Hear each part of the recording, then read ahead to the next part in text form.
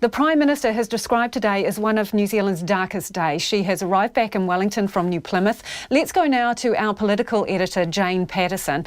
Jane, the Prime Minister announced earlier that she was, going to convene a committee. What is happening there?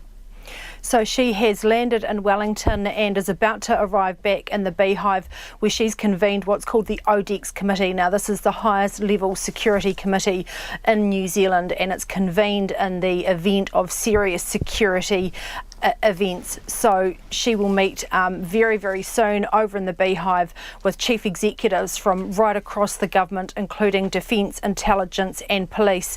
And when she spoke to reporters in New Plymouth, it was still relatively early on. She wasn't able to give too many details about fatalities. Of course, a lot of that information has now come from the Police Commissioner, Mike Bush, but we should be able to get a much broader picture from the Prime Minister as all of this information comes back and is fed back through that committee to Jacinda Ardern.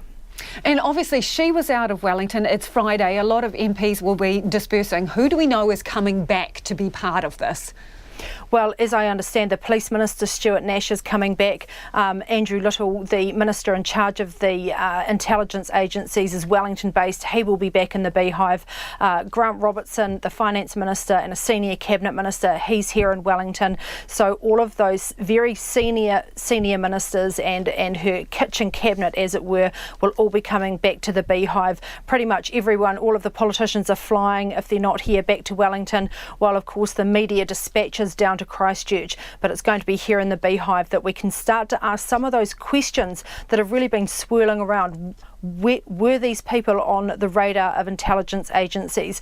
Are we going to learn any more about the shooter in terms of his nationality or how long he'd been in New Zealand?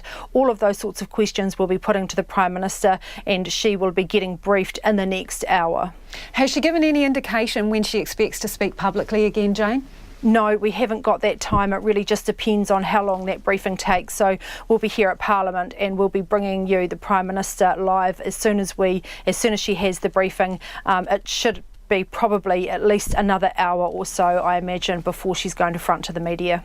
Thanks for joining us. Our political editor, Jane Patterson, there in Wellington, waiting for this committee to be convened. We're expecting to hear from the Prime Minister after she has the formal briefing. We will go there as soon as she speaks.